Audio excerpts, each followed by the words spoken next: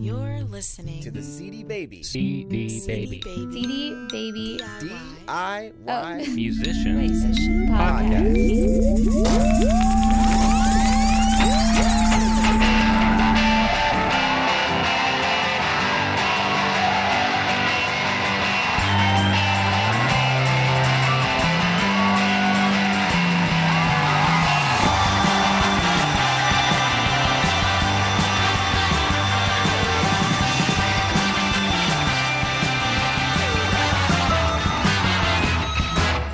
Hey there, and welcome to episode number 75 of the CD Baby DIY Musician Podcast. My name is Kevin, and joining me for this very special holiday edition of the podcast is Chris and Bolton. Hello. Ho, ho, ho. We're sharing mics here, and we almost had an incident just then that nobody saw but me. We're going to have to do that like 80s rock thing where we both just get up on the mic. There you go. I mentioned it's a special holiday edition because we normally have interviews and roundtable editions, and this is kind of a roundtable edition, but CD Baby produced a guide to preparing for the holiday selling season and how to get your music out there and best positioned for to take advantage of the holiday sales this coming Christmas season and other holidays that are going on. So we just wanted to kind of review those, talk about them, share some of our thoughts, and then on the podcast page, there'll be a link where you can go and download this PDF if you'd like. So let's get into it, guys. All right. Well, the first tip that we have, actually before this list of top 10 tips, I think the very first thing that we should mention that if you haven't gotten your music online for sale yet for the holiday season, please do so now. We mentioned it in the last podcast that every year we get people like a couple days before Christmas trying to scramble to get their music online for sale, and it just doesn't work out well. So that is the very first thing to be said. But now let's jump into our top 10 tips to get your music moving this holiday season, as brought to you by CD Baby. That was very commercial guy of you. All right, the first tip we've got here is to email your fan base. And that one seems really simple and obvious, but it's amazing how many people don't communicate with their fan base by email. I always like one of the email lists that I am on is for the artist John Vanderslice. And he only sends out 4 emails a year. He's very clear about what you're getting into when you sign up. You know, he says, I'll hit you once a season. So I always like that up front if the artist tells you, I'll keep the communications limited to this amount, but then send one out during the holidays. Because most artists have something crazy going on that they should share, and it feels a little more family-oriented, Yeah, and it's a good idea to remind them that, your music is there, and especially if you've got any promotions going on for the holidays, that's a good place to remind people that they may be able to take advantage of. Let's move on to tip number 2. This tip is to record a holiday single. My band is currently doing this, and we'll see how it works out. We started late. Are you going to have it done by Christmas? We think we're going to have it done by Thanksgiving weekend. All right, good. So maybe I should go back to the very first thing I said on the podcast. Well, we both had Christmas songs on a CD, was that 2 years ago? Yeah, I think it was 2 years ago. That was a good experience because I did a sort of strange, eerie version of Silent Night, and ended up getting some really interesting, positive feedback from people around the country that basically said, I've been looking for a weird version of Silent Night for a long time, and I go to iTunes and they're all really bland, and then I found yours. So it was just because I did a silly Christmas song. Yeah, so a cool version of a holiday song, holiday favorite, and it doesn't have to be, fancy produced. I think there's several good ideas that go along with that, but Bolton, you look like you wanted to say something. Well, right. I was just going to say that, just in the same way that, doing a cover song and putting and making it available online in some place like YouTube, a lot of artists are getting discovered that way because people are looking for, that song by the Beatles and they come up with your song instead or whatever, I think that doing Christmas songs, there's a ton of people online looking for Christmas music, and if you put out a Christmas song, you may just be their discovery. Yeah, that's a good point. And going back to the production of it, if you don't have time or money to spend a lot on a Christmas single, it can be something that you just give away to your fans. I've got a tip here from an artist called The Endless. We gathered these artist tips off of our Facebook page. So if you're not a fan of the CD Baby Facebook page, you should be. Just go to facebook.com/CDBaby. A lot of times we ask artists to weigh in on certain topics, and then we use that info and link to those albums and let everyone know what you're up to. And being a fan of our Facebook page doesn't mean you just like it. You actually have to click on a button to make yourself a fan. Exactly. I figured Facebook people would know.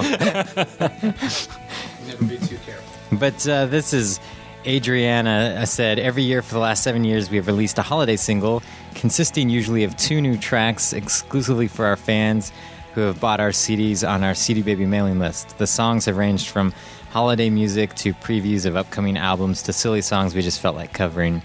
We used to send a physical CD, but in recent years have switched to an online download that includes a video of us saying hello to our fans.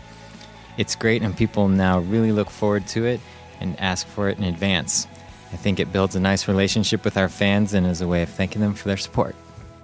So I thought that was a good tip and a good way that they're using it. So it's not something they're spending a ton of effort recording and producing and money, which isn't necessarily a bad thing for Christmas music, but it could also be just a little freebie that fans enjoy. One of the things I always like about it is that you can really get a quick glimpse into the sort of the style and the tricks that certain artists usually do, because it's a song you already know, and you know you can immediately see how they've changed it to be very characteristic of their own sound. Mm-hmm. So it's pretty cool. All right, let's move on to tip number 3, and that is to get some videos up on YouTube, or just make some videos. I think you wrote this, Chris. You wrote, you don't have to be Bing Crosby or Amy Mann to make compelling holiday videos. But it would help. Yes, it would. It would help. But with all the technology that's out there, it's easy to make a decent video. And, you know, if you're on YouTube a lot, it's obvious to see that people aren't necessarily going after production value on YouTube. It's all about personality and capturing that personality. So if you're a band that's good with that, or does some holiday music, or just has some sort of holiday event, or some way to capture something on video, it's good to get some of those posted, and it's a way for people to find you. And the Amy Mann thing actually didn't have a big budget production value. It was just a really great story. They did a sort of tweaked the Christmas Carol, Charles Dickens story to put her in this strange little world, but it was compelling. Yeah, and there's lots of interesting things you can do along the lines of like the themes and stories that come up at Christmas that people are searching for, and do a little unique video, and someone might find your music. Let's move on. This is another one. Tip number 4 is another one that seems obvious, but how many people actually that we see daily that don't do this, and that is to change out those tired old links. You know, this time of year, there's a lot of people online looking for music, and it's amazing how many artists don't even take a look at, you know, freshening up their own website to get some links that look new and interesting, so people that have been to their site many times in the past think, oh, there's something new going on, and check it out and click on some of those links. Now, you're talking about like creating links to different pages, or taking the same links that go to the same pages and making them look different? I'm going to say both. Okay. I think it's important that, you know, and I was thinking about this last night with my own band's page, that, you know, there's links that have been there that, you know, people probably that have been to the site a bunch of times probably just start to not see anymore. Right. So if you've got older albums, it might be time to come up with a new link that looks interesting.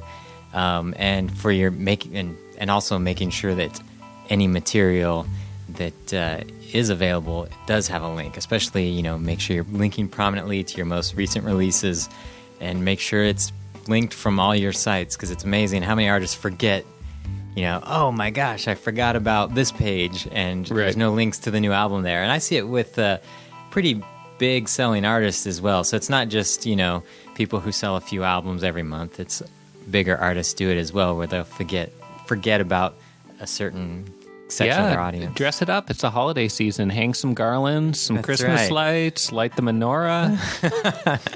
All right, tip number 5. Tip number 5 is to stock up.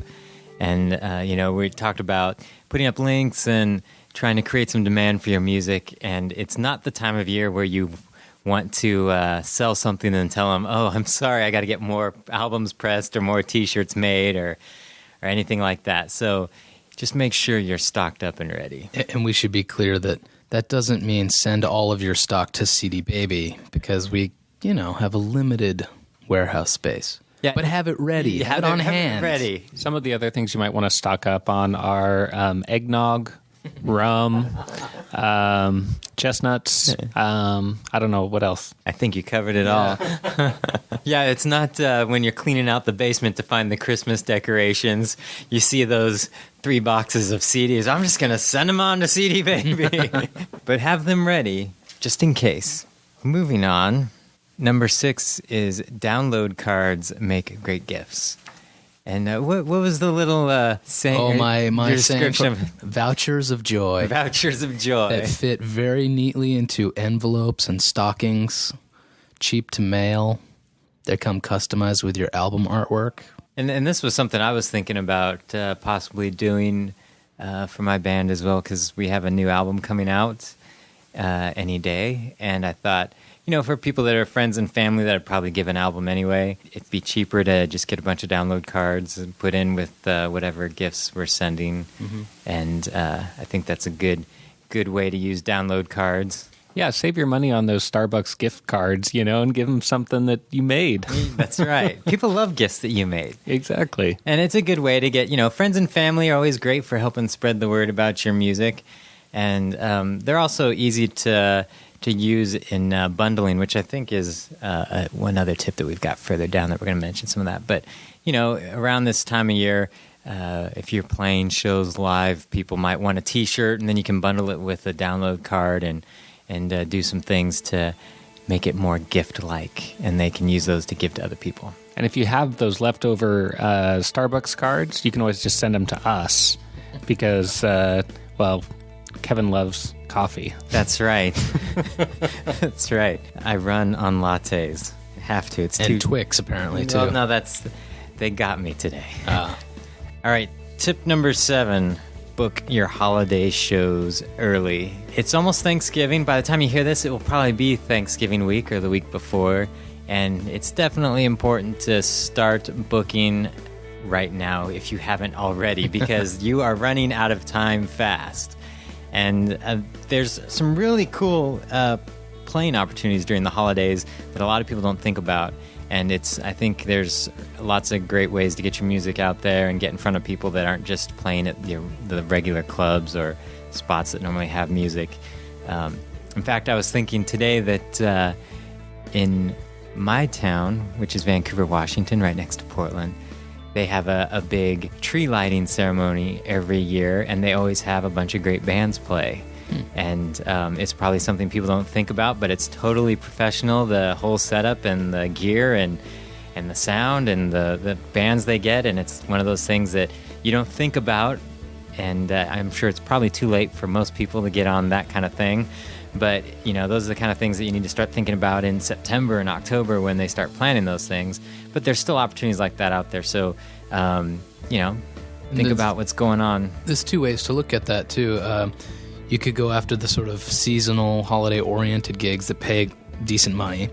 And then the other thing I know we've mentioned a lot in the past is that if you just want to throw a show or a CD release party in December, Amy McCullough, who you interviewed a long time ago, said that that's the perfect month for you to get a lot of coverage for your CD release party because there's not a lot of other music stuff going on. So a lot of releases, they get released like at the end of November, kind of building up to Christmas, and there's still stuff that comes out, but there's not as much regular music journalistic type stuff going on during the holiday season, and so there's a good way to get press coverage with a holiday album release. Also, I was going to mention this. This was another comment from one of our artists named Dan Bressler.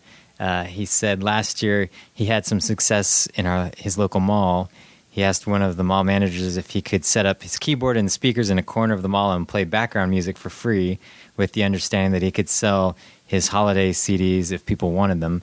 And he said that CD Baby credit card swiper sure came in handy. So I've heard other stories of artists doing this where they just go to their mall and ask if they can play music and sell CDs, and I've heard of people doing quite well with that. We know there's another one of our CD Baby artists, Mr. Billy, who wasn't it him who gave his CD to be given out by Santa Claus? Yeah, Santa Claus bought a whole bunch of his albums in order to give out. So there's all sorts of opportunities like that. You know, if your music fits with kids, which Mr. Billy's writes children's music, he saw Santa Claus. I believe it was that they were giving out a CD with, after they got their photo with Santa, and he's like, "Hey, why aren't they giving out mine?" Yeah, and so he ended up selling, I think he said, a couple thousand to them. Yeah, it was a lot, maybe even more than that. But so there's all sorts of opportunities like that. You just have to partner with Santa. Partner with Santa. He seems to be busy this time of year. But there's some cool opportunities like that where there's people congregating in places where they don't normally the rest of the year. And so there's impromptu musical opportunities, and there's also just those seasonal types where hooking up with somebody who's, handing out CDs to kids. Well, let's move on to tip number 8 was to leverage your social networks. And we talk about this all the time on the podcast, so we don't need to go on and on about it. But it's definitely something you want to make sure you keep people aware of what you're doing this time of year. People are definitely more interested in getting out and doing something. And so if you've got anything special going on, or any, especially new releases and things that make good gifts, don't neglect the social networks. I know that we have some listeners that love them and some that hate them, and it's probably the time of year to just suck it up and give it a shot. Yeah, there's going to be a lot more. I mean, every year there's more and more people doing their Christmas shopping online. More and more people sitting in front of their computer screen, scratching their head and wondering what to get for their Uncle Billy or their nephew or their brother. And it definitely, I think, will repay itself if you do a little bit of networking online before the holiday season. Try to be conversational. That's the best thing you can do for yourself at this time of year. Just converse with people, let them know that you're there, but don't keep shouting that your album's available, because there's enough of that going on right now. Tip number 9 is the buy one, get one free. And this is something you can do on CD Baby if you're selling your album on CD Baby. We have a multiple CD discount, and while it doesn't necessarily say select this for buy one, get one free, if you reduce the discount to 50%, meaning if someone buys 2 albums, they get them both for 50% off, it will be basically buy one, get one free. And so it's a way that you can make an incentive for people to purchase your music and give one copy as a gift. That's also a good idea to do at shows. And then they've got a gift that they can give their friends or family if they get 2 of the same CDs. And the nice thing is, too, that you're really reaching a broader audience whenever someone buys your music as a gift, because you're reaching somebody that you wouldn't have reached otherwise, someone that, maybe one of your friends or fans has access to, but who you didn't originally have access to. I've got this tip from Dana Dietrich Clark. Her band is called Serious Vanity Music. Her tip was, besides doing a holiday-themed CD, which we've done, we package the CD in gift bundles with either other CDs or with products that create a full package that someone could easily use as a present. And she goes on to say basically what you just said, Bolton, that it's a way to get your music into somebody's hands and kind of an incentive to buy, but also that they're sending it out to people in their network. And so, there's some cool things. In the last episode of the podcast, we talked about Weezer bundling Snuggies. So, I mean, there's all sorts of things you can do that either create a fun gift or just make an incentive for people to pass around your music because they've got an extra copy and they're like, oh, I'm going to buy a bunch of these and give out to friends, make it really cheap for them to buy it. But, bundle it with, one of your shirts or a CD or something totally wacky and off the wall that... Not an old, tattered, smelly shirt, though, like one of the band T-shirts. Yeah, okay. Yeah. But someone might be into that. All right. And tip number 10 we got on here is to run a limited time holiday sale. And that's something you can do. If you're selling on CD Baby, you can lower your price at any time. I've actually seen artists have some success with that, especially using Twitter and Facebook, letting people know that, hey, just for today, the album's going to be discounted and half off or something like that. But it's always good if you kind of set some parameters. It's going to be from this point to this point, this date to that date, and let them know how much it's discounted. And I've seen artists do well with that. So give it a shot. It's worth it. You can always raise it back up if you start selling too many. That's right. I've never heard someone complain about selling too many, but I have before, yeah. Believe it or not. So there's some tips that we kind of came up with here at CD Baby. If you're trying to figure out what can I do to get my music moving this holiday season, lots of people are buying music and want to give it as gifts. And so we thought those tips would be helpful. It's a little handy PDF guide. If you want to get the guide, just head over to cdbabypodcast.com, and we'll put a link in the show notes for you to download it. There's also a couple other places where we're posting some tips about the holidays.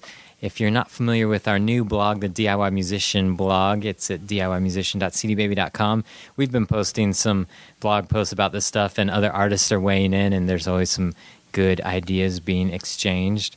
Plus, like I mentioned at the beginning, we do like to get feedback from our artists, and sometimes we throw things out on our Facebook page just trying to get people's opinions and comments on certain things. So if you're not a fan of CD Baby on Facebook, head over to facebook.com/CDBaby, and we'd love to chat there with you. Let me see if I forgot any of my tips. I was thinking we could mention, if you don't have time to, devote a week to all of this stuff and film videos and record Christmas singles, at the very least, check your websites, make sure your links are good, and send out an email to your fan base. It's at least shouting out and saying, hey, I'm still here, my music's good, and you'll love it, and your friends will love it as a gift. So, yeah, do something simple like rewrite your bio or something where if they go to your site, something has changed. Mm-hmm. There's signs of life, not stagnation. Yeah, not web stagnation, because usually that means artist career stagnation. Right. Well, I mean, and that's a good tip for any time of the year, is to keep your website dynamic so that, when people come back, they think that you're still alive and breathing and making music. Yeah, exactly. I hope that helps you. It's a little departure from our normal podcast, but we just wanted to share that information as you prepare for the holiday season. And we will be back next week with more. Actually, we'll be back the week after Thanksgiving with more interviews, and we got some good stuff coming up, but I can't tell you yet. So be looking for that, and I hope to hear from you guys. You can always call our listener line at 206-426-5683 and share some of your holiday promo ideas. There'll still be plenty of time before the holidays are here for you to share, and we'll get those on the podcast. And I think that's all. Catch you next time. Bye. Bye. Happy holidays. Bye.